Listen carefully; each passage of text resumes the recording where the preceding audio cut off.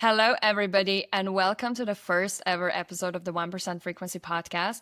This one's going to be really, really fun. So, the episode is going to be really about me, so you can learn about who I am and get to know me more deeply. Since we're hanging out together and exploring the subconscious mind together. But to make this a little bit more fun, I have a very special guest today, which is my beloved Matthew. We've been together now for almost 7 years. Yeah. So it's been a hot second, and he has really seen my entire journey. And I mean, from my entire PhD, basically, we met soon after my spiritual awakening in 2018, and he got to see my whole process of going through the entire PhD, starting my first business, burning my first business to the ground, starting my second business, the entire process of learning, and also my big healing journey. So I brought him here to kind of, first of all, we're both manifesting generators, so we love to respond. So it's really helpful to have someone to bounce ideas and conversations back and forth with, but also he's just going to be able to ask some deeper questions based on what he's seen and a bit as an outsider rather than just me having, a monologue on me. So I am going to hand this over to you, Matthew, and you can lead the conversation, and I'm going to happily wait and respond. Yeah.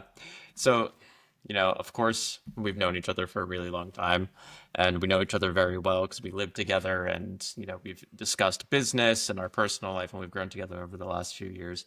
But for your audience, just tell us a bit about yourself, who you are, and, what it is that you do. Yeah, so my name is Alja. Hello, I'm from Slovenia originally. Been living abroad for quite a while right now, over 10 years. And at this moment, the label I would put on myself is a subconscious reprogramming expert slash energy healer slash mentor for business owners who are looking to manifest a business and a life of their dreams, really, who are looking to increase their business success, really create a business and life that reflects their authentic soul's vibration, their 1% frequency, through the power of subconscious reprogramming. Because subconscious reprogramming is what allows us to truly step into our deepest alignment, right? And we're going to talk more about it, but your deepest alignment is not something you have to chase, it's not something you have to create. It's something that's within you. The problem is there's so much stuff on top of it that is masking it. And so instead of you just being yourself and vibing and moving in alignment and creating a vibey life that is so aligned to who you are, you're doing all of this weird shit and emulating other people and following other people's paths and things you quote unquote should be doing in order to satisfy some subconscious stuff that's going on under the surface. And this is basically what I do right now. I help you use the most powerful subconscious reprogramming technique I have ever worked with. It's called theta healing, in order for you to achieve that. And not just to achieve that, but to achieve it fast, right? In my world, we oftentimes see results very, very quickly. Matthew, of course, has been the guinea pig, very lucky guinea pig, having the opportunity to be on the receiving end of my subconscious prowess multiple times. And it's something where we get to create these results and breakthroughs really fast. And really, I work with spiritual entrepreneurs, and it's not only about how you identify as a spiritual being, it's about what you're here to do. I'm here to work with humans whose mission is to change the vibration, the collective consciousness of this planet. So they are here first and foremost to be of service. They are here first and foremost to share their gifts. And then secondarily, they also want to be paid a fuck ton of money for that in order to actually take care of themselves and build the lives that they actually desire to lead, because we are just past the point of compromising. Like, I really don't believe that's necessary anymore at this level of our evolution. And through playing with the quantum side of things, with the frequency side of things, we're learning how to truly do that. Yeah. Now, there's a lot there that I want to get to. I mean, you do subconscious reprogramming, you work with data healing, you work with spiritual entrepreneurs. But when we first met, you were doing something very different. So we first met when we were beginning our PhDs. And how did you end up going from being a scientist, working in a lab, doing neuroscience, to now doing subconscious reprogramming? I mean, that's quite a big jump. Yeah, I mean, it is and it isn't. Like, it depends on the level you're looking at, right? But it is. It is a big jump for at least how most people would perceive it. So I come from a scientist family, right? You know Hmm. my family very Yep. well. They're very scientific, Oh yeah. especially my Yeah, parents. yeah. And it's interesting as people sometimes think, oh, were they really emphasizing science and all that? And it's not that my upbringing was all like, being brainwashed into science is the best thing ever. Hmm. My parents are actually both very open-minded, Yeah. each in their own way. But this was present there, this analytical thinking, this cause and effect thinking, this inquiry. Also, if we're looking more at the shadow side of things, a lot of skepticism, right? A lot of Hmm. skepticism of things that are alternative and so on. So I think I was just raised with this way of thinking, right? You know that my mind is very scientific. Oh This is one thing that I yeah. work with spiritual people, and they're like, "Oh, wait, you're not woo woo." I'm like, "I am not woo woo. Like I can play in the frequency realm like till the end of time, but I am very, very, very analytical." And, to be quite honest, I was always a kid that was both interested and good at many different things, Mm. right? It was never that I was like, you have those kids that just physics is their thing, Yeah. right? And they know from when they're like 5 years old or maybe 10 years old, they're going to go study physics and become physicists. I was not that, right? I loved doing sports. I Hmm. loved doing music. I loved doing art. I was very artistic as a kid. And I was also good at science. One thing I was never good at is mathematics, Yeah. which Matthew loves Yeah. mathematics.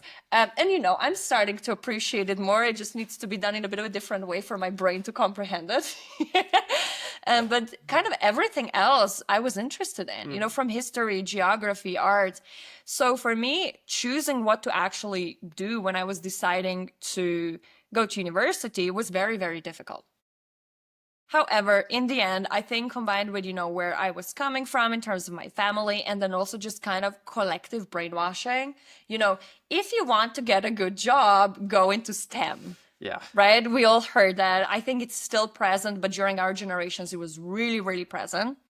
And so I was like, okay, I'm going to go do something to get a stable job. As you may have noticed, it didn't end quite like that.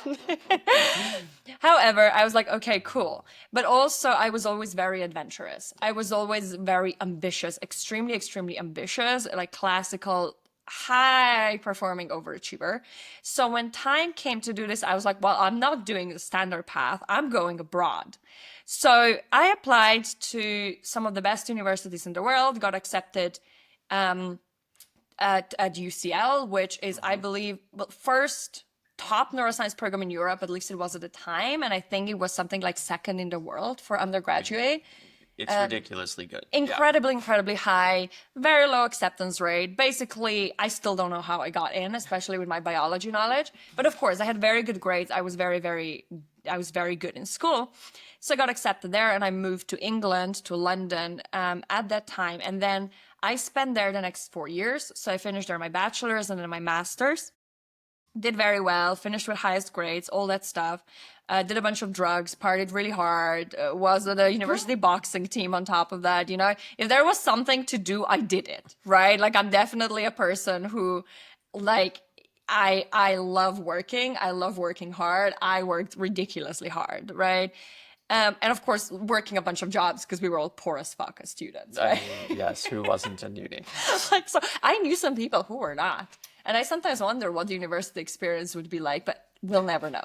Anyway, so then actually, that was kind of like, it was at the end of my university that things started kind of shifting. At university, I very much embraced this identity of a scientist. And I was very, very good at it, right? You don't get accepted into these programs and offered PhD straight out of your bachelor's, which I also did. If you're not good at what you're doing, I was very, very good at it. However, and I always say that even throughout my PhD, it felt like always kind of hitting your head against the wall. Hmm. It always required a lot of hard work. It always required so much discipline. Again, the amount of like pure grind that I mastered in that time is, I don't think many people ever go like through this much grind as it took, not just like, because it was a very hard program, right? And then the PhD. I mean, we always joke, right? Like people think that you have to be really smart to do a PhD. No, PhD is just being really, really fucking stubborn. Stubborn as shit. Like that's really it, right? Anyway, so it was towards, I think, it was towards like it was in my fourth year, so during my master's, that something started shifting. And it's a little bit hard to pinpoint what is, but I noticed myself having a very nihilistic outlook. And I was a very cynical person at the time. Like I was very smart, right? But I used it to be very cynical, like very sarcastic. And these things that actually, once you understand frequency, point very clearly something's not actually okay with that person, right? And I started finding myself just in these a little bit darker spots. I was never really prone to things like anxiety or depression, that I thrive under pressure. Like I am very, very good at handling. I was never, at the verge of a mental breakdown. Okay, there were one or two points where really everything converged, but not something I went through on a regular basis, even under a lot of pressure. But there was just this period where I was like, something is off. I was having weird, sometimes really dark thoughts. I kind of didn't see much point in other things. I started being very nihilistic and all of that. And I was like, what is happening? And of course, looking back, I was doing 68 million things at the same time, like applying for PhDs, competing at the national championships, for university level boxing, training like obsessed, working multiple jobs, like doing my master's. Law, obviously things were not going to go well. I didn't quite clock that at the time because I thought that was normal, and but at a time I was like, okay, something has to shift. And then it was one of those divine intervention moments that happened in a lovely way compared to how some people have divine intervention. And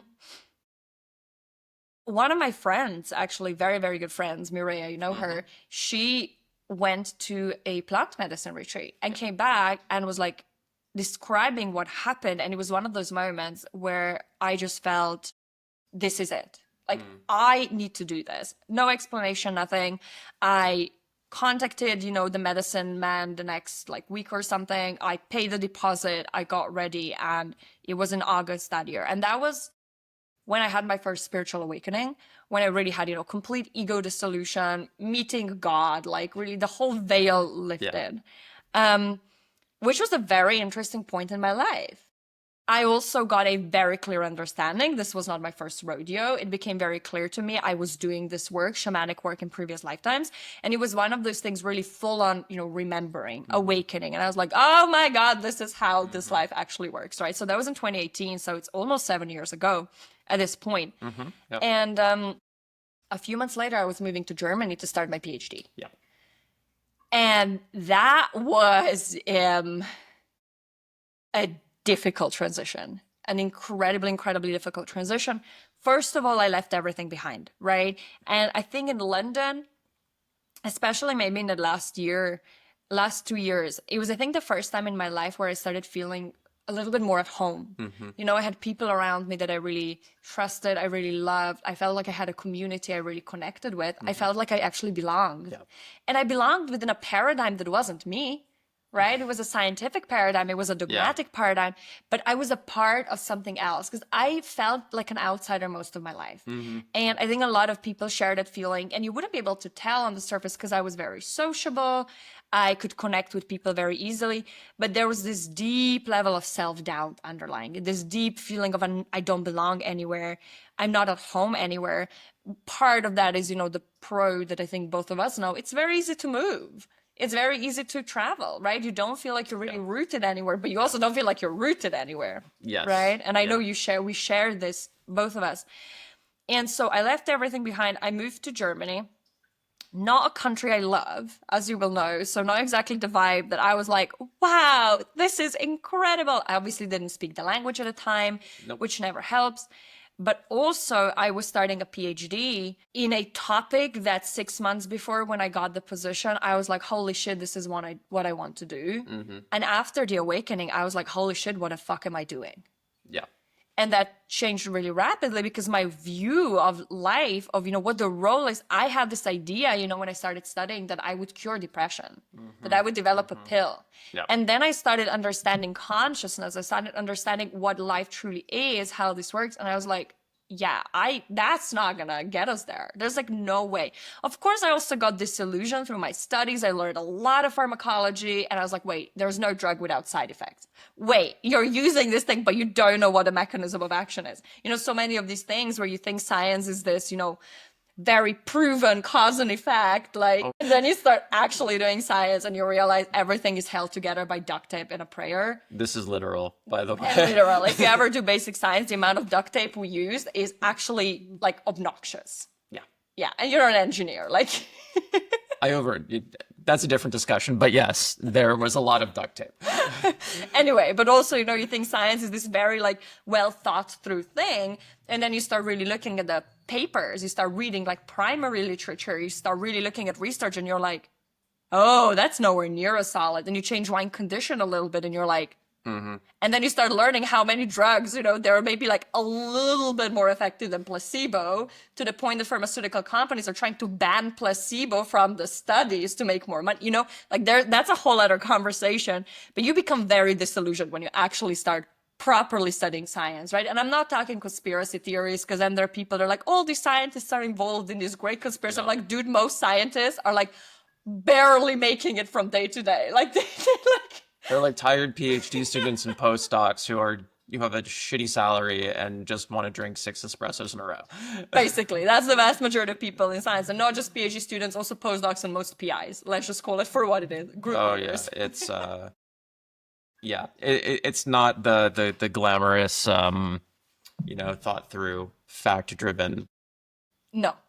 Paradigm it's made out to be, like in TV and movies and stuff. It's it's a lot messier than that. It's a lot messier, and a lot of the time nowhere near as reliable as we're made to believe in. The media, and I believe in science, right? And I always like to say, yeah, and I believe in my Lord and Savior Jesus Christ. Like, let's just not use that terminology. Like, science is not something you believe in, it's a process, right? Yes. Anyway, With proof.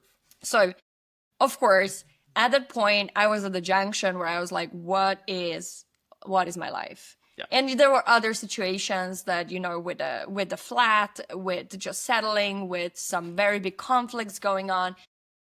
Basically, I went through a period there was so much internal friction and conflict that it pushed me into a really, really big healing crisis. And at a time, you were already a part of my journey. And I mean, you remember that was like very concerning, very tough. Very tough, yeah. I mean, your health really got into question quite quickly after we met, and you were not in a good state within like a year or so. Yeah, and I was not just not in a good state, I was in a bad state, right? And I had lifelong chronic conditions with autoimmune problems like eczema, a lot of other things, like, normally an assortment of it, right? It's never isolated. Body is an interconnected ecosystem, but that really pushed everything into the overdrive, to the point that, I lost something like 10 kilos in a matter of a couple of months. My eczema really deteriorated. I couldn't digest any food. Like, it was really, really, really bad. And looking back, so that was 2019, roughly 2020, it was a junction point, right? I was being asked, which path are you taking? Anyway, I don't think it was really a question. I knew which path I was taking, right? Everything was this big, like, shifting the timeline of, that was your previous chapter, that whole like conventional scientific mainstream narrative paradigm, and we're moving elsewhere. And so this was the moment for me where I started truly shifting my way of looking at things, and I started exploring natural health very deeply. I started studying Ayurveda extensively. Also some other modalities, but that was the primary one that I really would study, read books, study with other people. It made so much sense, for the first time in my life, it was like, oh my God, someone's treating body like an interconnected system. Sometimes someone is taking emotions into consideration, and thoughts, and like everything else. And it was this, light bulb moment that at the same time felt like, duh, like obviously that's what it takes to actually be healthy. And that was basically I started doing a lot of work with that on myself, also bioresonance, Mm. detoxification, a lot of things. But I also enrolled, and that was late 2020, into a course Yes. that was to study Ayurvedic habits, but Yes. not just to study them for myself, but actually to become an Ayurvedic habits coach. Mm-hmm. I realized at that point very, very much that I wasn't going to continue in conventional science Mm-hmm. and that I wanted to help people. I wanted to do something that would truly change people's lives. Really, it wasn't that different from me wanting to cure depression, but now I was like, oh, this is what is actually going to get us there. Yeah. Um, and that's how I started on the natural healing, my first Mm-hmm. business journey. And so I started my first business in 2021. And actually, the beginnings were extremely successful, right? Keep in mind that's all while I was still doing my PhD. Yes. Alia was working quite a lot then. Yeah, I was getting up at like 4:30 in the morning, creating blog posts, all of those things. It was very cute looking back, baby business Alia. Um, and I worked very, very, very hard and I loved it. I very Mm-hmm. much enjoyed it. And I actually had a lot of success at the beginning. I mean, relative to just someone who, never ever dipped their toes into anything business and marketing before, right? I was a total beginner because there are a lot of people in this space who come into business with marketing background, sales background. I had background in how to do a surgery on a mouse brain. Not very useful in business, albeit, impressive for other reasons. Did not help selling, right? I am gonna say No. that. No. And so I actually had a lot of success and I started running my first group program in, I think it must have been May or so, 2021. And I filled all the spots. I had 5 spots open. And of course, it was at a very low price point for a year-long program. Mm-hmm. But I had 5 people join. I was like, over the moon. Like I was so happy. And then I started leading that program. And the first couple of months were incredible. People loved it. They had results. It was incredible. I was like, yay. And then after a few months, stuff started coming up, as it does in business. Imposter syndrome, questioning, do I actually know enough? Oh my God, can I get people results? Da da da da da. Questioning my knowledge, questioning the program itself, questioning the content. And it was this trap that a lot of people who, especially if you know anything about human design, I'm a 5-1. I have a lot of first line in my profile. There's the shadow of the first line is never knowing enough. And every time I learned something new and it wasn't a part of that program, I was like, oh my God, what if it's Mm-hmm. not good enough? It was just this shadow upon shadow, like limiting belief upon limiting belief. Anyway, fast forward, I got so insecure, I completely stopped showing up. I completely stopped creating any content. I was so confused about what to say. I bought into this narrative. I created a story. I have nothing important to say. What I have to say doesn't matter. And I didn't create that story. All those beliefs were within me. Mm-hmm. It's just that they got triggered to the surface, right? I hear a lot of the time people saying in business, oh, new levels, new devils. And most of the time, they're not new devils. Most of the time, it's just old shit buried in your subconscious that gets triggered by the new level. Very rarely is there, yes, like there are times when you have to learn new skills. Yeah. That will be different with new levels, but the beliefs, they haven't just formed. They have been there the entire time. So basically that happened. And it got to the point that after a year after I started running that business, I was like, I can't do this. Yeah. And I closed the whole thing down. And at a time, I was studying health. And of course, within studying it in the way that I did, I was studying the mental aspects, the Mm-hmm. emotional aspects. I didn't really understand the subconscious. That wasn't part of the first business coaching, which is the reason why a lot of people in that program actually didn't have results. It was just strategy. And that was really the missing, the part that I see right now, that you can have the best strategy in the world. If your subconscious resists what you desire, you are not going to have it. You may have like a win here and there. You may be able to really hold the nervous system capacity for so much friction for a while, but it won't be sustainable. Yeah. And that's what I saw for myself. I saw for a lot of other people there. And so that was for me the moment when I started really going deep and investigating what the hell happened. Because I wasn't used to failing. And, I'm not an entitled brat, right? I think we Yeah. both know I'm willing to work very hard. I'm willing to be a beginner. I'm willing to learn new skill set. But I am used to winning. Hmm. I am used to getting to a point where I perform very well, normally high above the average. Yeah. And even though normally in my life I had to work hard to get there, I was never a person where I just showed up and you just worked. That was never me. It Yeah. was a lot of hard work. It was a lot of grit. It was a lot of perseverance, but I got there. Yeah. And here I felt like I fell flat on my face. Right. Right. And that was a new experience for me. Like, it's not the first time in my life. Of course, I had experiences before where I didn't succeed, but with things that truly deeply mattered, I wasn't used to that. Hmm. And for me, that started a journey that then lasted. That must have been 2022, and it really Yeah. lasted to late 2023. Hmm. So a year and a half, almost 2 years Yeah. of deep dive into why. Yeah. Right? That was, of course, in parallel with a healing journey that was ongoing, is still ongoing in a lower capacity now. But I started exploring that. I explored some hypnosis programs. I explored an astrology. I explored human design. I worked with breath work. I worked with Dr. Joe Dispenza's materials. I did intensive energy healing. I was throughout still learning a lot of business strategy, but nothing got me a breakthrough. And of course, there was healing happening. Of course, there was deeper unraveling happening. Of course, you're learning something from every single experience. So there's no way to say that like those things were not valuable. They were incredibly valuable. I got to work with some truly, truly incredible people.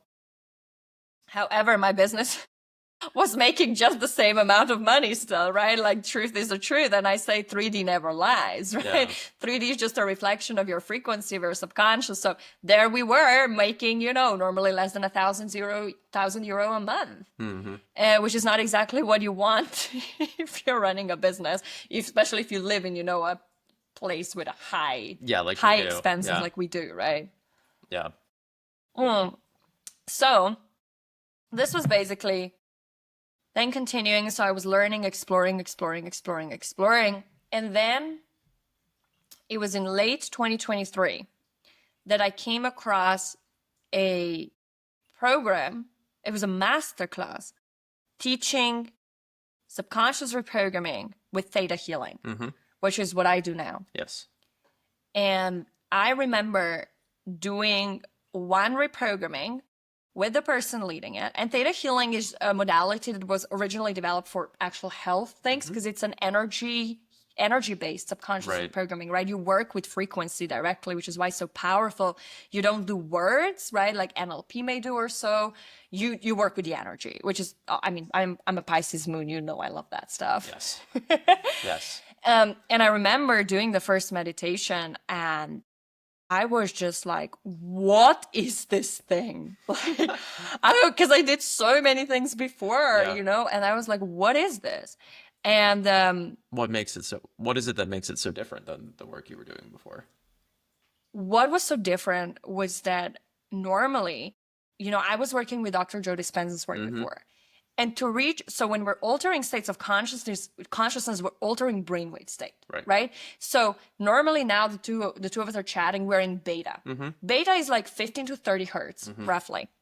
Then we have alpha. Alpha is somewhere around 7 to 15. That's like state of relaxation. When you're vibing, if you're watching a movie, if you're create flow state. Flow state is alpha. Yes. It's super fun, right? And then there's theta. Theta is 4 to 7 hertz, roughly. And so that's when you're in this dreamlike state. That's when you're drifting into sleep. And that's the state you want to reach to truly go into your subconscious. That's the aim of hypnosis. That's the aim also when you work with Dr. Joe Dispenza's meditations, is to get you into that state. However, I was doing those meditations for 1 to 2 hours every day, combined with breath work. Yeah, I remember. And I would get into it every once in a while, sometimes I would, sometimes I wouldn't. Then I would be in theta and I was like, what am I supposed to do now? Which is the thing we can talk about later, because theta healing is very precise, very methodical, which if you're more analytical like me is a dream. I was in a theta brainwave in about like 5 minutes. And with that specific way of doing it. And obviously I was like, what have I just experienced? And it wasn't once, it was repeatable. I could get into a theta brainwave in, like, I can get now into theta in 20 seconds, right? If I just want to clear something quick. But it took me, 5 minutes, whereas before it would take me 45, an hour. Sometimes I wouldn't do it in an hour. And, both of us, we love going fast. We're a little bit impatient. We're a little bit impatient. Patience is definitely a virtue both of us are practicing extensively. Yeah.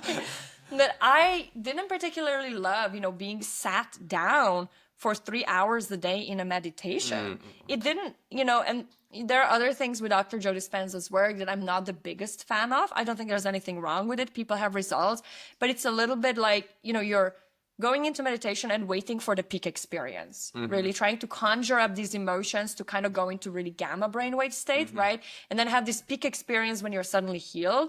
That's not a strategy for reprogramming subconscious. That's not something where you can go repeatedly every day and be like, okay, we're working on this. We're working on this. What is the root cause? It can be easily used to bypass, which I didn't love about it. And here it was all of a sudden this precise methodical thing where you got to the root cause of what you were doing and cleared it in 20 minutes. The whole thing. And I was mind blown. So I started using it. And I remember I cleared in about 3 weeks more than I cleared before in 2 years. That's not an exaggeration. I was clearing one belief after the other very, very quickly on a daily basis. I was having these big breakthroughs, like in the way I felt, some of the things, I really had this deep, deep, deep believe that I was a fraud. Right. And I remember figuring that out with theta, because with theta, we also muscle test. Yeah. Right. And we can prove, which is again, very scientific, right? We can prove, is a belief there or is it not there? Because a lot of the time people do something like money mindset and then they're journaling their hand off on some beliefs that may not even be a problem. And they don't know. And it's fine. It's not like you're losing anything, but you're taking a longer path there. Whereas with theta healing, you can muscle test and immediately you can be like, do I have this belief? Yes or no, right? You can test, I am worthy. Because everybody's talking about worthiness. Could you actually describe like briefly how the process works, like to get to a belief? Because you're mentioning is like, okay, you're testing and you find these beliefs, and okay, obviously it's clearly very like you pick something out and it's clear that you're going for one particular belief to clear this and remove it. But can you just kind of walk us through the process so that you understand from the beginning to the end like how that goes? 100%. So with theta healing, the understanding is that we are always going for the root cause belief. Yeah. Because our beliefs, this is the thing. You look at your 3D and what you think is the problem is never a problem. When you start, I'm going to record a whole episode on why money blocks are rarely the reason why you have money issues. Right. But people think this is why money mindset courses are super easy to sell because it seems obvious. But both you and I know. The things that come up are wild. You're not making money and you start digging and you realize you're not making money because you're still resenting your mother from when you were 3 years old, and we've seen shit like that, right? Yeah. And then you can journal about, your experiences with money as a kid, like really until your arm falls off, nothing's going to change because that's not the reason. And it's a bit like Jenga. Right? With beliefs, it's when you get to the root cause, you pull that one out and all of a sudden it's like whoosh, like 60 other beliefs actually clear, which is super fun if you're muscle testing. Yeah. And so like the muscle testing to me is always one of the most fun parts of this process. Yeah, you because love it. I mean, it's super funny because you get the yes or no like confirmation instantly if something's there or not, which admittedly it's like, okay, scientist and engineer want data. And I mean, for Alja, this is like how she works, right? Everything, it's really data driven. It's really cool. It's very data driven and it's something, you cannot bullshit yourself. And this is something that's so important to me. I have very low tolerance for bullshit. One of my, one of the things you do in theta healing as a theta healer, as you're progressively becoming more and more advanced, is that you go and you talk to the laws of the universe. And normally every healer has one or two they're really connected with. Mine are the law of truth and the law of cause and effect, right?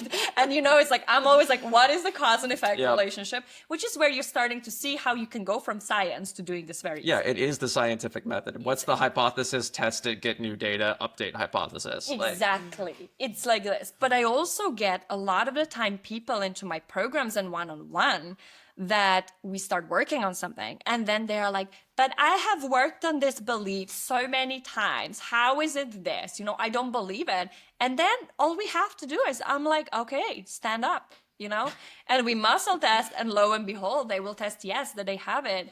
And it doesn't matter. You could be working on a belief for 5 years. If it hasn't cleared, it hasn't cleared. And that's why you're not seeing a change in your 3D reality. And this is the thing I found before with the whole belief work. When do you know it's shifted? Because we are so good at creating stories, and especially in the spiritual world, right? There's a lot of ego present. No judgment, but there are a lot of people that are very much working from the wounding on having to prove themselves. So we're wanting to prove that we've done the work. Yeah. We're wanting to prove that we are better than, not, we're not going to phrase it as better than that, but that we're above that. And we may call it, we have transcended that. We've even altered language to sound more spiritual, but we're just saying, we're advanced, we're beyond that. And it's really one of the biggest ways in which we sabotage ourselves. We say we have cleared something we haven't. And I did so much trauma work on things with my parents. And then I got to theta healing and I realized I didn't. Yeah. What were some of those systems that you were working on? I did a lot of, some of the, I mentioned, right? I did just kind of classical shadow work, like inquiry. I did some hypnosis based stuff.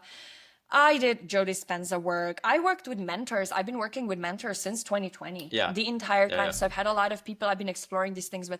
I've read many, many books on these things. But I would say for me, you know how I function. I live shadow work. Yes. I'm a very observant human. Anything I see with myself, I am constantly, I don't know if monitoring is the right word, but I'm constantly incredibly aware of my behaviors, incredibly aware of my thoughts, incredibly aware of my interactions with people. I'm incredibly aware of how other people act. I'm very good at seeing why, right? I think you've seen this. Yeah, this is really one of the things that's most impressive. It's like, she's like, I'll maybe be talking to her about something. She goes, why? I give an answer. She's like, no, that's not it. Yeah, And it's and no, I it's can not it. see, I can cut through the layers so quickly. It is so very obvious for me why people do something.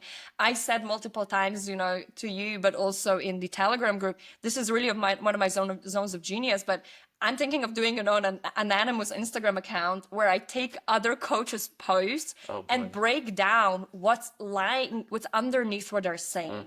Because the way they phrase things, the opinions they have is all frequency. There's an energetic behind it, and our frequency is governed by our beliefs, right? And so, and again, right, if you love astrology, I'm a Pisces moon, Scorpio rising, Mars and Pluto in the first house, and the Scorpionic way of looking at things is, I am really genius at that, right? So for me, this is how I live my life. Yeah. And it's effortless. It just happens. And it's been something I've been doing. I've also gained a lot of that. That is something important to mention. When I worked with holistic health, I worked with some very advanced cancer patients. And this, I think, was something very interesting because I was assisting with the emotional, mental side of things. And what became very clear to me as we started examining why the disease developed was that with every single one of them, it went back to personal relationships. And of course, why they engaged in relationships that were not healthy for them, right? So that's beliefs, again, identity. And this is where I started understanding that was the root cause. And those people could do all the cleanses. We had people that did incredible cleanses that got their tumor, that went from hospice to getting their tumor markers down to basically zero. From being at the point where Western medicine said, we have nothing else to offer you, you can go home to die. Literally, that's just what it was. Got them to the point where there was nothing, but they were not willing to make the change in their relationship and identity. They held the block. Disease came back. Yeah. With those who were willing to shift the core, they healed permanently. Because disease, like everything else, is a reflection of the frequency you carry. Yeah. Every disease has its own frequency. That's its own other thing, right? I don't work with that in the business sphere, but I'm, of course, as you know, practicing and learning behind the scenes also these things as a theta healer.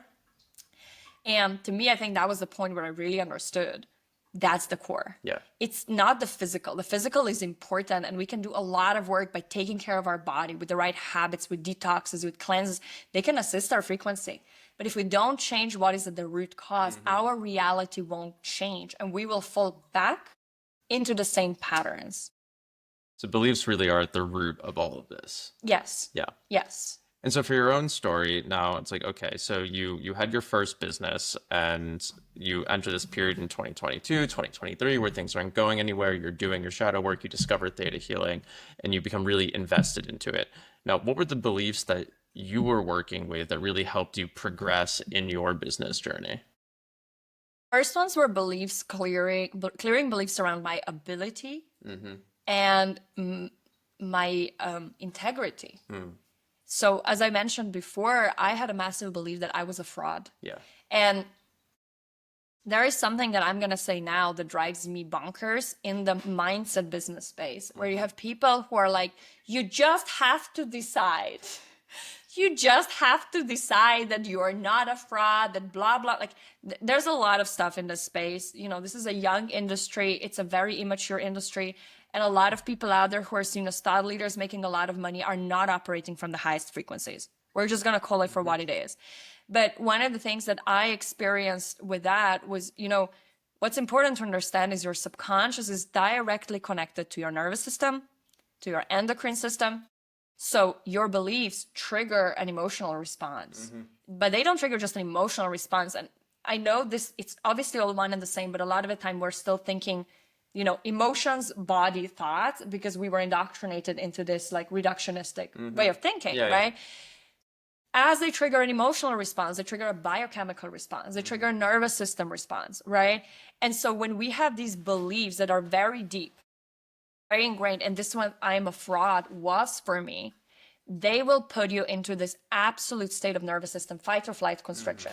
And so for me, when I traveled back, this was actually from your past life belief. Because with theta healing, we are working not just with childhood, we're working with ancestry, we're working with past lives, and we're working with the level of the soul.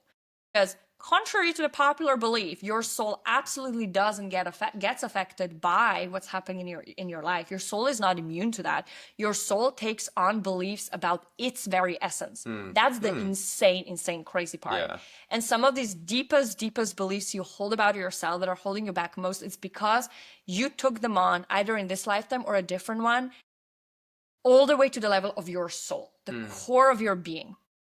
And so this belief for me, I saw when I went into theta brainwave, it came from a past life where I was a healer and I failed to help a very prominent person. And that person took vengeance and threatened that if I keep doing this work, they're going to take my children away. Oh, damn. Damn, right? And this imprint lived in my field and it was very strong. Every time I would go out to do my work, to do healing work, my entire nervous system would go into a panic mode. No one can tell you to just decide and positive think your way out of it. No. It's actually a disservice for people to say that, because if your nervous system is going into this extremely constricted state, there is no amount of willpower you can use to go out of it. And it's one of these narratives when people are like, you're just not working hard enough. Blah. It's like, yes, you're going to have to work to build a business, obviously. But if you have to be muscling and hitting your head against the wall and efforting through everything you do, it's a subconscious problem. Yeah. It's not that you are not committed enough or you don't want it enough or these other narratives out there that are just creating more division, ego-based and hierarchical way of doing things. And so this for me was the breakthrough that allowed me to be seen. Yeah. Allowed me to go out there, allowed me to start speaking my truth, allowed me to start sharing what I did. And as I cleared this belief, of course, there were others, right? I was doing this many times a day, started clearing resentment towards other people in the industry, understanding how resentment is actually an expression of victimhood, right? Because whenever we're saying, oh, I resent this person, you're saying this horrible thing happened to me. I was the victim. And the truth is there's no victim villain. Yeah. Like that is not the highest truth. And that can be very difficult to accept. There's no villains in your life. You agreed to every experience in your life. And when you start doing this work, you start seeing the co-creation. Once you start seeing the co-creation, your life will change because you understand it's just the truth. And you can stop wasting your time on woe is me, life was so hard, and you can just clear that, integrate the lessons, and move into your power. That was very powerful for me. But this was basically when a big breakthrough happened. So I started speaking up. You know, I think within a few weeks, like, first of all, one of the biggest things I struggled with up until that point was, who was I here to serve? And that was for over 1.5, 2 years. Yeah. This was a constant question. Constant conversation. Like the amount of money I spend on coaching to try and understand this, as if someone else can tell you who you are. Like, y'all, if that's your problem, you need to do subconscious work, because it's a subconscious protection mechanism. Like, confusion is a subconscious protection mechanism, which people don't understand. As I cleared that, within 15 minutes, I knew exactly who I was here to serve. I knew exactly how I was here to serve them. That evening, I had 2 weeks worth of content created after being in a state of, I don't know what to say, for like 2 years. Yeah, something like that. I really remember this day. It was absolutely wild. I think it was during dinner. You were like, okay, I'm doing this and I have all these ideas. I was just like, shit. Oh, damn. Exactly. And that's how quick results can be. And so I got that complete clarity. Within a couple of weeks, I had multiple podcasts booked. Yeah. With people. I started engaging. I started posting. I went out there and I started talking. I showed up with my kufia. I showed up with all of the stuff we are going to talk about later. And I just started speaking the truth, my truth. Yeah. And that summer, so that must have been that. I mean, that's about a year ago now that we're recording, right? It was about April last year. About that, yeah. Yeah. So it's about 12 months now, which is ridiculous what's changed since, right? I mean, we're going to get to that. But I think, so I started booking all these podcast interviews, showing up, got so much good feedback. I offered, sessions in exchange for doing podcast interviews. A lot of people who did sessions with me were like, oh my God, I want to become your client because, it's just, this work is insane and I'm good at it. And then that summer, I was like, okay, I need to increase my audience, because of course I pivoted. I started from literally zero, like nada, right? Because before my audience was holistic health, now it was business owners. There's maybe a teeny tiny bit of overlap, but when I migrated my Instagram, I think like something like 10 people came with me. We were really at zero, right? That summer, I received, this is what happens when you become a frequency match, you're going to start getting all these cool opportunities. I received an invitation to participate in some bundles. I had nothing. I didn't have an online portal. I didn't have like any, Kajabi, Thrive card, anything to host courses. I didn't have any offers. I had nothing. And I got an offer and I had 24 hours to basically say, am I going to do it or not? And pay to be a part of it. I had nothing. And I remember, because we were standing by the little river here in the village. And I remember asking you, I was like, oh, I'm thinking of doing this, but I don't have anything, da-da-da-da-da. And then that evening I was like, fuck it, I'm doing it. Yeah. The next day I paid for Thrive card, right? Even though I had no like regular income coming in or anything like that. And I had 2 offers created, I think in like 2 weeks, something. Yeah, it was real quick. The manifesting generator style. And I started being a part of these bundles. And by the end of the summer, by, I believe, August or September, we had close to 300 people enrolled in those offers. That was insane. Yeah. Absolutely freaking insane. So I more than doubled my email list. And then in November, I was like, I want to run the CEO frequency. And CEO frequency was, on my mind for months. I knew that I was so, like, that was a download that, the whole program. And I knew I wanted to do it because I was like, there's nothing like that out there. Like literally nothing out there. The work in here is so much deeper than things I paid, 10 times the amount of money that I charged for the first round of the CEO frequency for. And in November, I launched a 2-day masterclass series, Quantum Wealth Shift. If you're not in my membership, it's there for free. It's absolutely insane. Like, go do that masterclass. It's wild. And I sold out the spots for the CEO frequency in 3 weeks. Yeah, it was really crazy how fast that went. It was insane. And then I oversold. I enrolled 2 more people in January before starting. So we filled out 11 out of 9 spots in the CEO frequency within a month, and had an 18K launch that since then, with behind the scenes upgrades, I think exceeded 20K. I haven't calculated exactly, but we are at 20K or so. So I basically had a quantum leap from making 1 or less than €1,000 a month for probably 2-3 years in my business, Yeah, in the business, yeah. the entire Yeah, in the yeah. business, of Yeah, yeah. course, to having a 20K launch. Yeah. And that was truly, truly all the result of subconscious reprogramming. Like it was Yeah. the most basic bitch business strategy. I had 85 followers on Instagram as that happened. I think I had maybe 200 people on my email list. Mm-hmm. And I promoted it on Instagram, Facebook, and there. And we had a 20K launch from literally nothing. Yeah.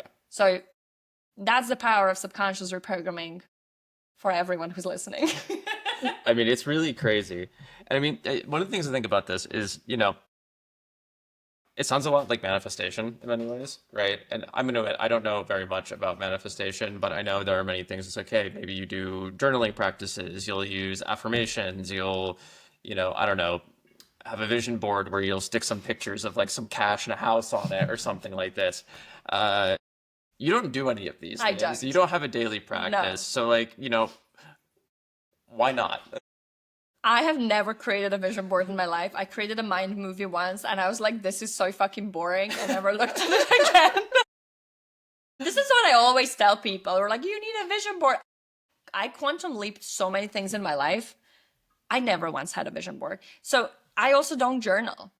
I don't journal. I don't think there's anything wrong with journaling, but I don't like it. It's way too slow for me. My brain moves at the speed Yeah, that the brain to hand speed the is brain too slow. it doesn't work. I need to type it, and I know it's not the same thing, but my brain works so insanely quickly and makes the jumps that I just get so frustrated because I'm three pages behind in writing with where my brain is. Yeah. So that's just the reality. So everybody here, if you've been told you have to do things, you don't, because that's not the point. So manifestation. Yes, what I teach is manifestation. Yeah. Sure, through the business lens, because manifestation, what is manifestation? Manifestation is what you do as a fractal of creator, who everybody is. You're a fractal of creator, a beautiful one. My favorite Thank you. fractal. I'm glowing in the sun. You are glowing in the sun. You also have cat fluff on your back. I have cat fluff everywhere. Yeah, we have 3 cats. They're our babies. We would end bloodlines for them. They are also incredibly fluffy. Yes. Anyway, we are all fractals of creator, right? Creating, which is what manifestation is. Manifestation is creation. It's co-creation, is bringing frequency into matter. That's what it is. It's that simple, because there is so, when we talk about manifestation, there have been so many, just, your subconscious works in images.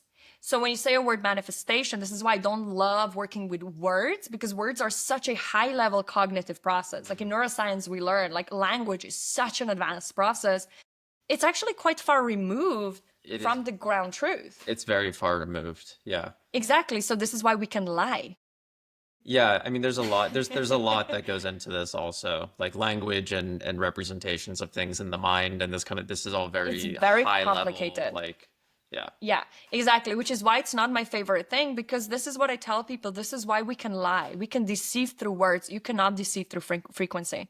Frequency is ground truth, which is when I work with people, I go into their energy field, and I have people. I had recently a session. And the lady was like, no, things are going really well. I don't need to even have a topic, to talk about. I just want you to go in the field and sense what's going on. Business is good. Life is good. This is okay. Maybe there's 1 or 2 things. And I go into her field and I just sense this frequency of absolute and utter defeat.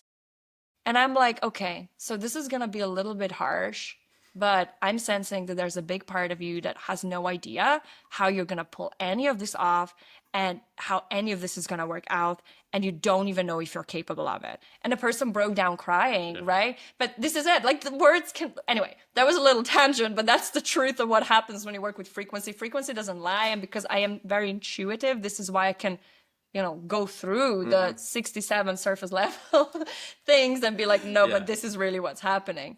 Anyway, so the point of this was manifestation is a word that can create a certain imagery in your mind. And that's the imagery that's telling you what you believe about it. Just like if I say a spiritual person, you may get an imagery in your mind of a dude meditating on top of a mountain. And then we're having weird beliefs around our spirituality, money compatible, and all these other things. A lot of them are also, of course, past life and ancestral, because there's a lot of conditioning around that.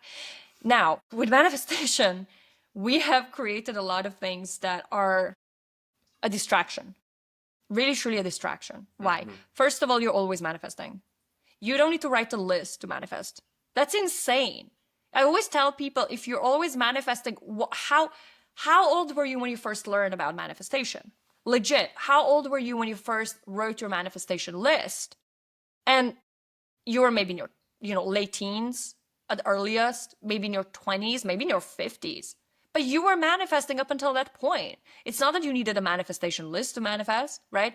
You write a manifestation list to get clear on what you want, and you write a list to see if there's some weird shit popping on as you see it in front of you, right? Mm-hmm. You will write it down, and then your beliefs will be like, I can't have that. And then you got work to do, right? But it's only you're going to manifest because of it there.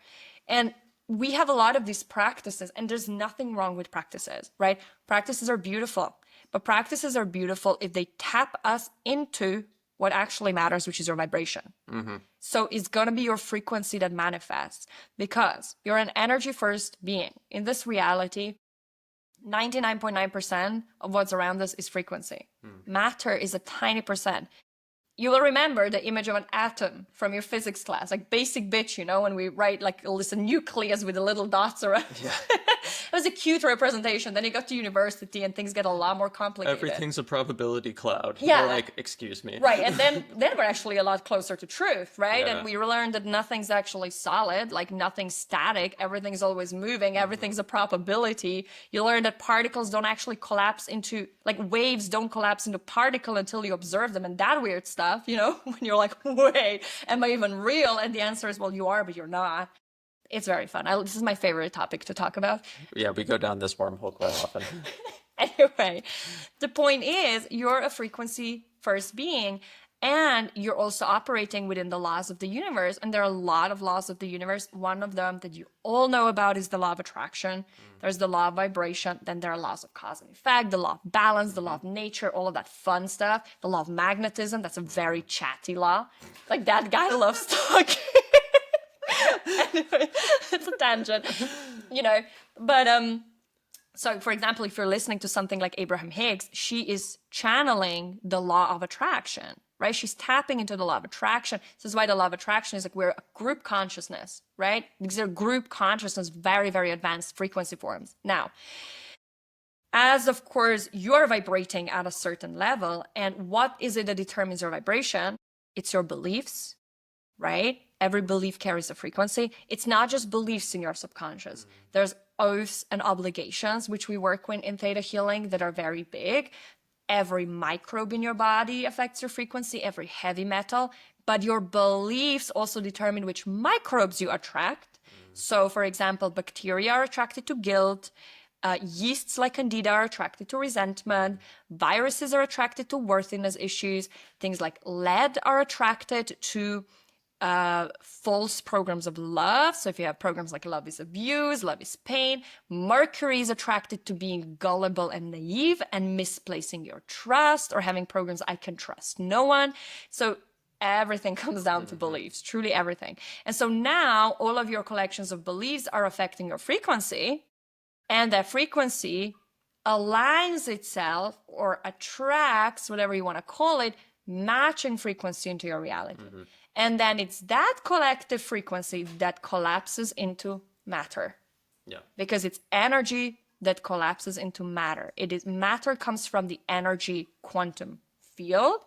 It's not separate, right? We know it's energy that creates matter. That's really important, because that tells you why, if you're working strategy first, 3D first, habits first, you're going to hit a wall, because you're energy first being.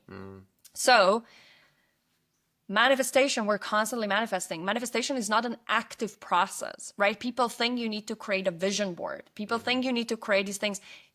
Any of these practices are there to influence your subconscious so that they change your frequency. Because your subconscious beliefs determine how you feel. So they determine your emotions, because we said they're directly connected to your nervous and endocrine systems. So your emotions are the vast majority of the time a direct response of your subconscious beliefs, because when you get triggered, it is a subconscious belief that gets activated, that in turn activates all of the brain centers and all of the neuromodulators and all of the endocrine signaling pathways that are then creating an emotion that then creates a magnetic field, right? Feelings are important, but they're connected to subconscious beliefs. And so basically, you're constantly attracting things into your life, aligning with things in your life based on your frequency. And this is how you manifest. So people think that manifestation is about doing all these things like vision boards and all that, and affirmations. I mean, affirmations are, there's a reason why very few people manifest with affirmations. Affirmations, most of the time, don't go to the subconscious. Like that's a whole other conversation. But show me a person who started doing spirituality and manifested their dream life with affirmations only. Literally no one ever, because they actually don't go to the root cause. And that's its own thing, which is that your subconscious mind holds onto every belief for a reason. Every belief is serving you, and it's serving you on multiple levels. Yes, there's survival, which most people know about, but then there's also how it's motivating you in life, right? So maybe you got pissed off with someone and now you're holding on to revenge, and that revenge is motivating you to get really fit, right? We talk about revenge body. When someone breaks up with you, and when they break up with you, first of all, they're triggering the survival self, right? So they're going to activate the abandonment things, the worthiness things, etc., which go back to a different person. But then that will motivate you to now get really fit, get really good looking, which is a good motivation. It's motivating you to take care of yourself. However, now your subconscious is learning that you need to hold on to revenge to have a positive motivation in life. And we need to disentangle that. Otherwise, you're going to be holding on to grudges, resentment, revenge. People hold on to rejection, or they hold on to regret. For example, regret is a huge one that lowers your frequency massively, because they hold on to an illusion of making a mistake, and they hold on to a regret to prevent making the same mistake again. So it's a positive motivation. Yeah. However, your frequency is super low now because regret is such a dense emotion, right? Yeah. So your subconscious has a reason. And then on the soul level, we're learning virtues. So there are many, many different virtues, but this is really the biggest part of this. There's a lesson in everything. There's a virtue. And because your soul's only purpose here is to accumulate virtues, this is how we ascend up and up different bands of consciousness. And I'm not talking about some weird 5D stuff that people talk about, woo-woo. Like, your soul is here to evolve and progress on its journey. That's just how this life works, right? And it's doing that by becoming more virtuous. Compassion, love, patience. We are going to be so virtuous with patience, right? But also discipline, hard work, grit. Those are also virtues. And as long as your soul believes that you need the negative situation to learn the virtue, it's not going to let go. This is why we create the weirdest stuff in our lives to learn virtues. And we believe, right? And we have these weird beliefs, guys, like, especially from religion and past lives, people have beliefs. I must suffer to be virtuous. I must suffer to be close to God. I have an oath and an obligation to poverty. Like, the number of people I've seen that one with, because they were a monk or their ancestors were really religious, and they have to believe they need to be poor and give everything away to be close to Jesus. And then all of a sudden, they're giving scholarships for like €150 programs, and they're making no money in their business, right? That's why. There's a cause and effect relationship between every belief and like what's happening in your 3D. And so now you're vibrating at all of these things. And with affirmations, you're not going to clear it. But with visualization, you're not going to clear it because you haven't learned the lesson. So you keep vibrating at this frequency because you can't actually release this belief. And then you're attracting a matching thing. And then your 3D reality doesn't change. And you're doing all this stuff. You're focusing on the wrong things. You're creating vision boards. You're repeating affirmations. You're like doing whatever journaling. You're doing money mindset. But you haven't integrated the lessons. And so you cannot actually shift your life. However, here we take the 180 approach. We understand that the work you need to do to manifest is the subconscious work. You need to understand how the belief is serving you well. First, you need to understand what belief you have, how it's serving you, how it's motivating you, what virtues you're learning. And then we use this energy healing process to complete the lessons, to complete the obligations. We pull the belief out. So we release it from your field. There are also some other things, really cool things we do with bringing in feelings. So if you, let's say, never felt joy in your life, we bring from creator, so the highest frequency available, that's source energy. We bring in the feelings of joy so that your body and your field actually get to understand what joy feels like. Because that's another thing in the manifestation field that I've heard multiple people, when I spoke about it, this were like, thank Lord, like, you're talking about this. You have these things of like, just feel the feelings, just feel pleasure in your body, or visualize and feel joy, feel gratitude. And I've had so many people who came to me and they were like, Alja, how do I feel joy? How do I feel gratitude? And first off, right, If you're filled with resentment, rejection, regret, that's going to be really difficult. Yeah. Which is why these are the first things we work on when you come into the CO frequency. We don't start with manifesting. We start with clearing the density, as we should, right? If you want to raise your frequency, that's what you need to do. But after you've done this, one thing you understand also is that there are people who never experienced joy. Joy is a very important virtue. Your soul's authentic frequency is joy. So when you are in this frequency of joy, you're going to manifest really, really, really quickly. Like and it's going to be really fun and it's going to be really easy. It's amazing. However, let's look at an example. Let's say you're coming from a lineage that has a genetic predisposition to depression, which means your receptors that are responsible for binding, serotonin and all of the chemicals, neurochemicals that are responsible for you feeling joy are different. You have a different balance. You have fewer of them, or you have a different type, right? Then let's say you grew up on top of that in an environment that was very unstable. Let's say you had alcoholism present, or your parents were depressed. You may have no idea what joy feels like.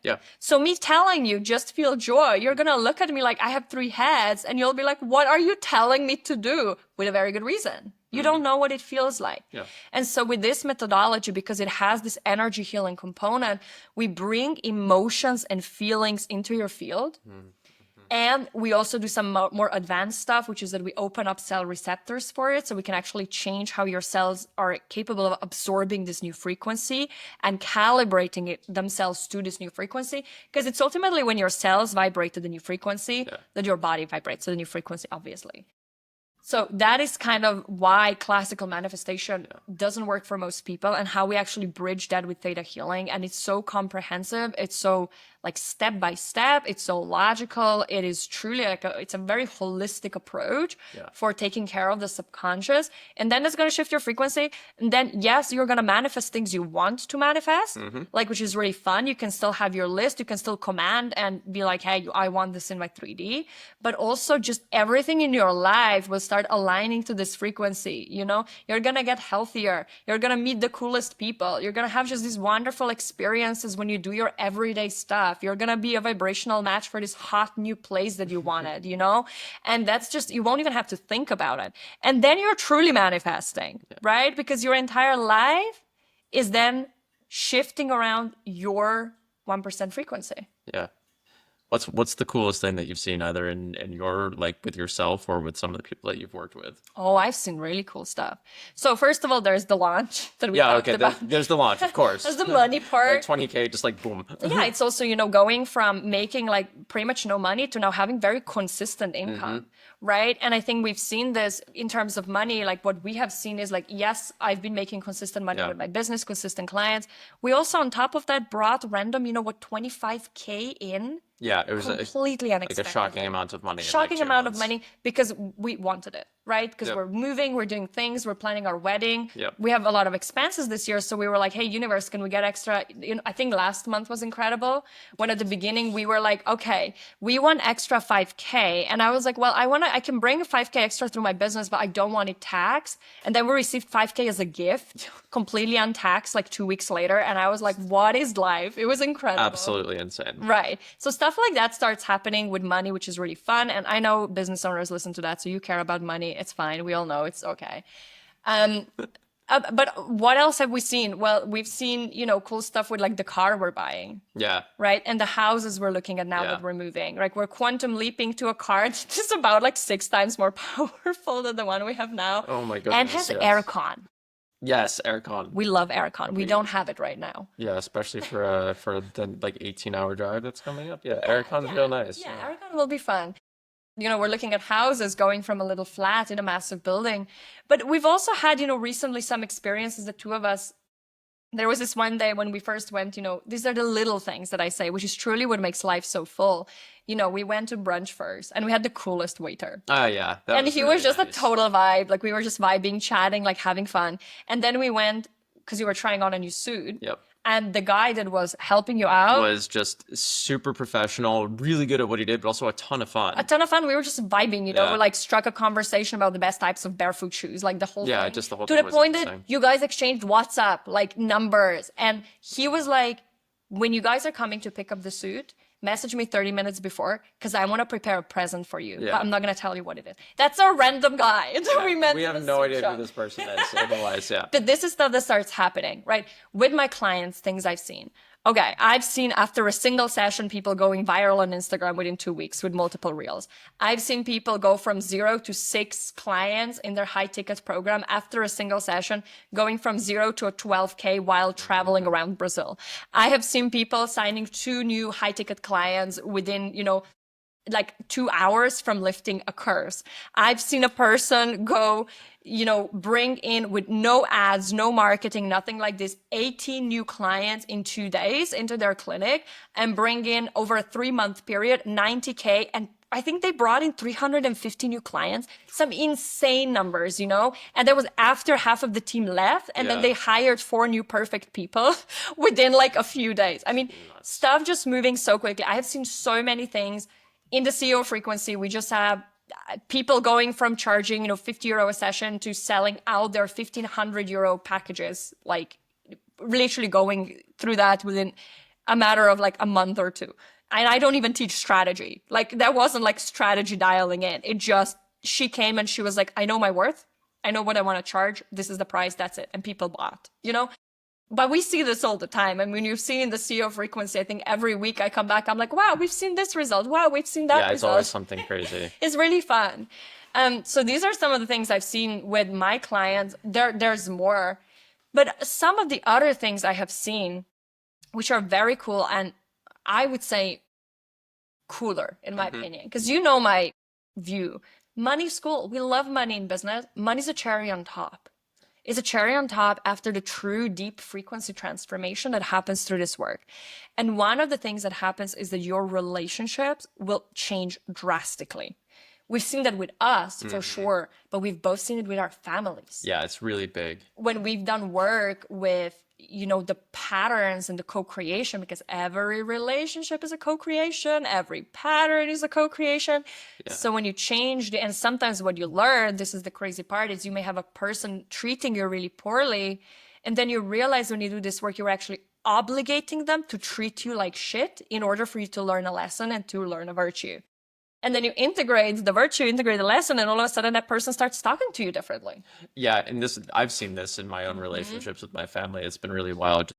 Like obligations to parents or siblings and this kind of thing. And you move past that, you clear that, you find what the belief underneath it was. And I mean, they're all so tangled up. It's hard to say like which one it is exactly, but it doesn't really matter. And then 2 days later, you have a phone call. And what was previously a very strained relationship becomes like really easy, and the entire energy behind it is just much more pleasant. Entirely different. Yeah. And these things can change. They change in an instant. Yeah, it's really... They change overnight, right? And of course, this work, the longer you do it, the more consistent you are with it, the changes like accumulate, right? And I'm very transparent with my work. I'm going to bring people on the podcast to talk about it. Not everything's an overnight change, right? Sometimes I've had clients that we had to do 3 months of really deep work, and they went through a real journey. Yeah. But then after three months, because they were so out of alignment, we needed 3 months of intense work to bring it into alignment. But then they came into alignment and everything started popping, very, very quickly. Which still 3 months is not a long time, right? But you see this instant shift in relationships. And I think that's potentially the most profound part, really, because ultimately our relationships are really, what makes our life so full. Yeah. So, and I say that's, a person with 5 planets in Libra. So obviously, this is something as well, this work, because it works at the root cause level, it's going to affect everything. Yeah. It's going to affect every area of your life. I've seen instant healings. I have seen relationships shift. I have seen business change. I have seen money change. I've seen so many things change. And this is what I can say with certainty. It always changes because it cannot not change, right? So every single client I have worked with in higher proximity, of course, I can't vouch for people who took a passive program. I don't know. Yeah. But people who worked with me one-on-one or in the CEO frequency, and I know that they showed up and did the work, every single one of them has results. Yeah. And I think that's the really first completely predictable and logical, but also phenomenal thing about it, because it really speaks to the fact that we work at the root cause, right? Yeah. And some people have phenomenal results within weeks. Some people go through a bit more of an intense journey, but that's okay because it's still working. The energy is transmuting, it's shifting, and the results will always be there because they have to. Because when you change your frequency, which happens when you change your subconscious beliefs, your reality has to change. It is the law. Yeah. Okay, so I'm going to circle back to like something you said a little while ago, but this is the 1% frequency podcast. So what is the 1% frequency? Because the first time I heard this, right, I was kind of like, I don't know if I like that name, because the thing that was coming up for me was this idea. It's like, okay, 1%, 99% Occupy Wall Street, these various like He's other American, if you haven't if you can't noticed. tell from my accent, I'm American. And I grew up with the financial crisis being like one of the first things I remember. So this was an association that I have with it. But yeah, what is the 1% frequency? Because it's not this like elevation. No, Yeah. no. It's not elevation in terms of hierarchy. You know, I don't believe in hierarchy, as in like, of course, you need to have hierarchy in organizations in terms of skill, but there's no hierarchy in terms of worth. That doesn't even make sense. Like if everything is creator, if everything is one, how could one part be more worthy than the other, right? Logic doesn't logic. This is what I mean. I'm just going to add this here. Spirituality is really logical. The reason why most people who are into spirituality get out of religion makes no sense. It's one cognitive dissonance after the other, and you're going to have a problem. Things make sense because law of cause and effect. It's my bestie. Okay. The 1% frequency is about your unique soul's vibration. And really, it shouldn't be 1% frequency. It should be 0.0000001% frequency, but that doesn't sound great, okay? So Much, much less than one. 10 to the -9, you know? It's about you embodying your soul's authentic vibration, which is what happens when you clear what you are not. That is the goal of this work. Because the only reason why you're here is to be you. That's the only thing that makes you unique. You've probably figured out if you're in business that what you do doesn't make you unique, your marketing doesn't make you unique. There's a lot of other people who are doing something similar, right? I have no idea how many theta healers are out there. Okay, granted, not many of them, most of them don't work on business side of things, but there's still others for sure who do it, right? But what makes you unique is you. Why people pay you is you. Why people want to be around you is you. And what's going to help you create a life and business dripping with alignment, pleasure, and holy fuck money is you being in your 1% frequency. Because here is the thing. All of your biggest desires, all of the things that are going to bring you the greatest fulfillment in your life are already written into the fabric of your soul. You don't have to go chase them. You don't have to go figure them out. Like they are there. They're within you, right? As cliche as it sounds, all the answers lie within you. And so this is, however, the part that we tend to resist the most. Most people go on these elaborate journeys of emulating so many people. I have such pet peeve with, becoming the person who, right? And if you're in this space, you've heard it, you have to become the person who makes 10K months. And unless this is phrased and like worked within a very specific way, people are asking you to emulate. They're asking you to be like someone else. And that has never been the point. That will never be the point. You're not meant to be someone else. Like why? That doesn't, again, it doesn't even make any sense. You're meant to be you. And if you are one of the people who goes out there and decides to unconditionally, unapologetically, radically go after embodying your own unique soul vibration, you are in your 1% frequency, because there are so very few people in today's world at today's current level of consciousness that pursue this journey in its fullness. Most people stop far before that. Most people settle far before that. Most people buy into narratives of life has to be hard. Life is a sacrifice. Life is a struggle. They buy into narratives of, oh, this is okay. Oh, having just enough is okay. They buy into paradigms that some things are unavoidable. Like, even high-level coaches, high-level business mentors will tell you having self-doubt is just a part of the game. So having fear is just a part of the game. And I'm here to tell you it's not. You have a reality available to you when there's no self-doubt. Why do I know that? Because self-doubt, like anything else, is a motivator. Like guilt. Guilt, you're holding on to guilt to make sure you don't repeat the same thing again. You're holding on to doubt because it's serving you. It's motivating you. Maybe you're doubting yourself, and that's motivating you to be a really good mentor because you triple check everything, because you make sure you create such an incredible experience, because maybe you were burned in the past and now you really want to make sure you don't burn other people. It's teaching you integrity. There's the virtue of integrity there. There's also the virtue of work, the virtue of perseverance, the virtue of awareness, the virtue of mindfulness. However, you can integrate the virtues and release doubt. Same goes for fear. Fear is a motivator. So with this technique, we learn that resentment, rejection, regret, doubt, disbelief, skepticism, guilt, shame, any of these lower vibrational emotions, where, by the way, there's nothing wrong with them, right? We're not judging them here, but they're lower frequency. That's just a fact. And as if we want to get really good at manifestation, we want to raise our frequency, because raising our vibration, which comes through embodying virtues, because virtues have very light frequency. They are thought forms that travel faster than the speed of light. They actually allow us to play with universal laws, because when you're manifesting, you're actually aligning and bending the law of time, right? That's why we call it collapsing time. But if you remember, right, ascended masters in any of the religions, right? Whether you're looking at Buddha, whether you're looking at Jesus Christ, they were masters of quantum reality. They were bending laws. They were raising people from the dead. They were turning water into wine. They were levitating. We have, reports in mysticism, mystics in Catholicism, which is the religion I come from, right? The background of levitation, of co-location, being in two places at the same time. That's what happens when you embody virtues, right? So in this technique, we are not going, you becoming the person who, well, who is this person? Like, you don't know. Then you create a mental image, which is based on you emulating someone else. You're not meant to be someone else. However, what we're doing is we are releasing the heaviness. We are releasing the density. We are releasing things that you are not, because you're not resentment. You're not rejection. You're not regret. You're not grudgy. Like, your soul isn't grudgy. Like, I promise you that.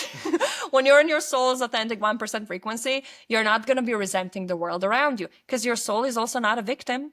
That's where your soul doesn't need to have fucking pep talks and be, need like a cheerleader coach. I'm not a cheerleader coach. Like, if you need that, you don't come work with me. I just tell you what to do and I show you how, and then we do it, right?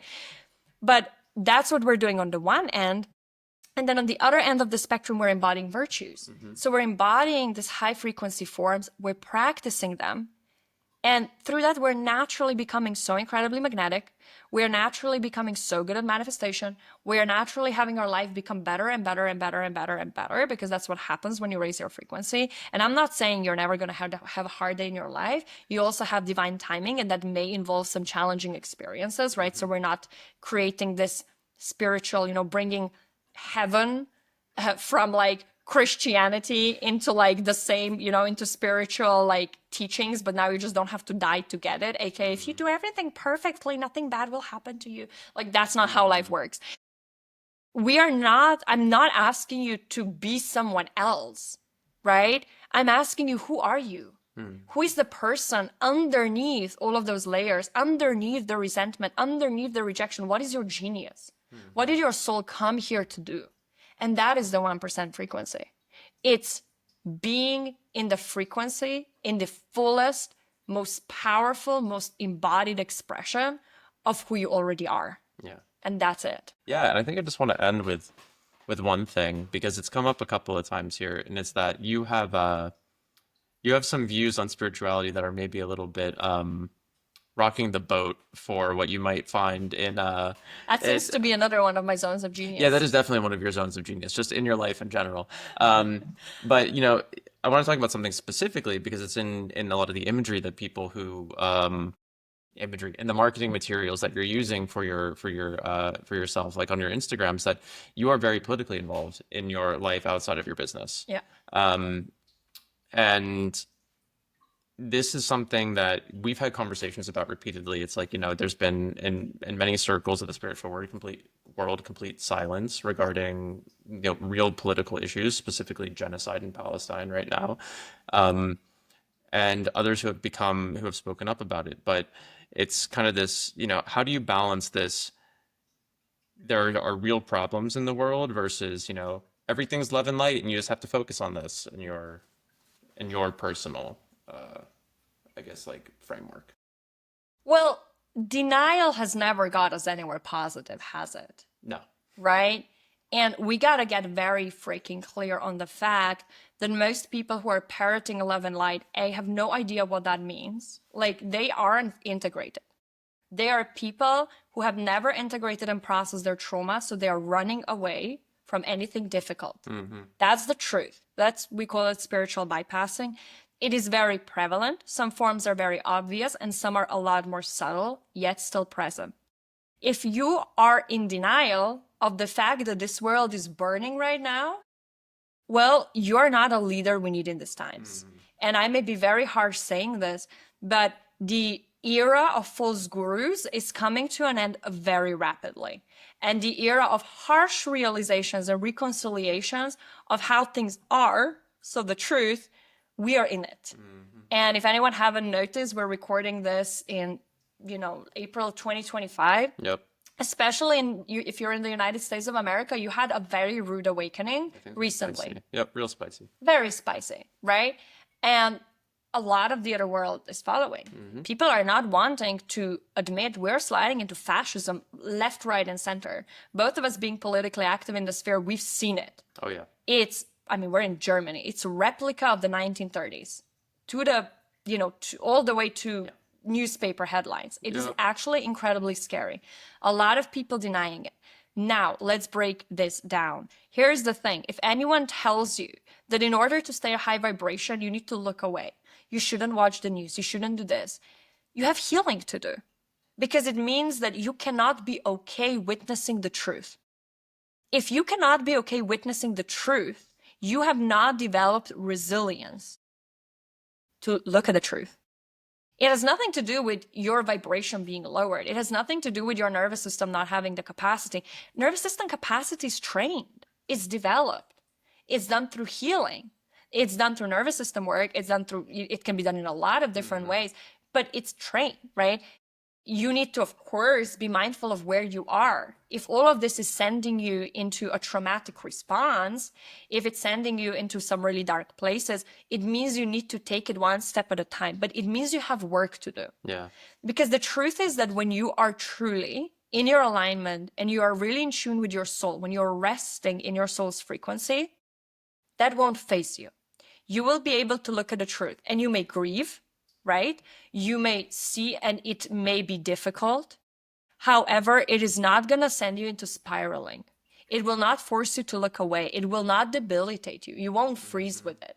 And the truth is, right now, we are in the era where things won't be stable. There are people who are trying to pretend and convince themselves that somehow things will go back to normal. That is a delusion. There is no back to normal. I somehow seem to have some prophetic, abilities, but I don't know if you remember when we entered COVID very early on, and people were like, we do 3 weeks of lockdown and we're back to normal. And I remember because we were walking down the street here in Planek, we were going towards the woods. Yeah. And I remember saying, I know exactly where we were standing. I was like, there is no way back. Yeah. And this was like first week into the lockdown. And there was something in me that was just so aware we have entered a new era. And since then, I don't know if you guys have, unless you lived under the rock, it's been speeding up. So we are in a very unstable era. 3D will be doing weird shit. It is doing weird shit. Now, that doesn't mean your personal reality has to, because it's your frequency that determines it. Right? Yeah. But you are asked, and I deeply, deeply believe if you're listening to this podcast, you are asked to contribute to building a new world. You need to be able to look at the truth to do that. You need to develop resilience. Now, these things are difficult to look at because they bring so much trauma up in us. Yeah. And I'm not just talking your childhood, I'm talking ancestral. For me, Palestine has brought up so much of my grandparents' trauma, my great-grandparents' trauma who went through war, who went through genocide, who went through famine. And all of it came up for me to look at and to resolve. It's also asking you to develop a different level of surrender. Safety will never feel truly safe as long as you're sourcing it from 3D. It cannot. Your safety, your security, your stability cannot come from your partner. It cannot come from your apartment. It cannot come from your job. It cannot come from your business. Your safety comes from you knowing, you being connected to Creator. Because Creator is the only thing that lasts and is eternal. And that's a very deep level of spiritual embodiment to do this. But that is the level of embodiment we are asked to step into to be truly solid in today's world. Because we're going to be seeing a lot of turmoil. Yeah. We're going to be seeing a lot of things shifting and changing. We're going to be seeing a lot of people go through very difficult times. So this is what we're asked to develop on the one hand, to become leaders who can not only hold themselves, but others through this transition. And that's my aim. This is why I believe I was asked to do so much work during the past year and a half, to really understand the patterns in the collective and the patterns in me and the patterns in the spiritual community. Now, there is the flip side to this, because imbalanced subconscious goes into extremes. And the flip side of avoidance is fixed mode. It's saviorism. This is what we see in a lot of activism. This is what we have witnessed. And this is when we play into the narrative of victim villain, which again, it isn't true. Yeah. And if you're going to come work with me, you're going to understand this at a very deep level. And you're going to probably confront some very difficult to wrap your head around truths, that there is no victim villain, and as above, so below. They're not in your life. They're also not on the collective. Everything is an agreement. Everything is free will. Everything is a frequency match. That's how this universe works. And the truth is that you know it, because I know that when you say these things to someone who's done work, they resonate to the level where you're like, yes, this is the truth. And I know that this was for me, even though it took a lot of emotional work and healing to get to the point of truly accepting that. Now, we also, if we want to stay balanced in our center, which that's always how we do our best work, is to be in alignment with ourselves through the times that are ahead of us.